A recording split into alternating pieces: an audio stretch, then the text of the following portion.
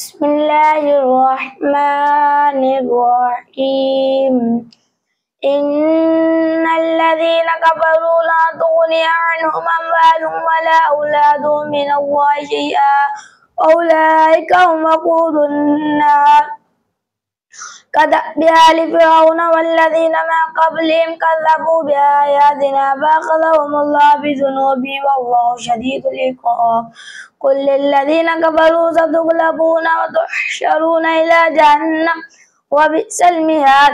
قد كان لكم آية في فئتين التقتا فيها تقاتل في سبيل الله وأخرى كافرة يرونهم مثلهم رأي العين والله يؤيد بنصره من يشاء إن في ذلك لعبرة لأولي الأبصار.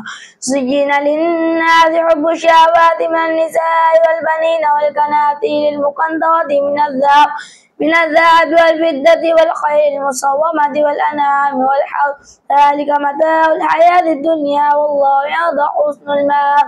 قل أنبئكم بخير من ذلكم للذين اتقوا عند ربهم جنات تجري من تحتها الأنهار خالدين فيها وأزواج مطهرة ورضوان من الله والله بصير بالعباد.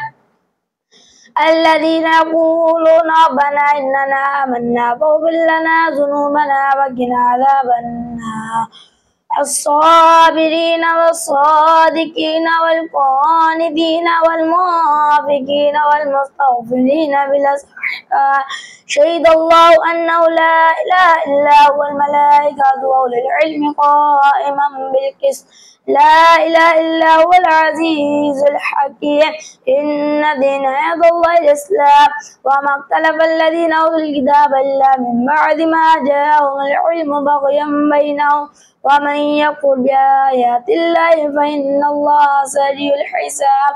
فإن حاجوك فقل أسلمت وجهي لله ومن اتبعني وقل للذين أوتوا الكتاب الأميين أسلمتم فإن أسلموا فقد اهتدوا وإن تولوا فإنما عليك البلاغ والله بصير بالعباد.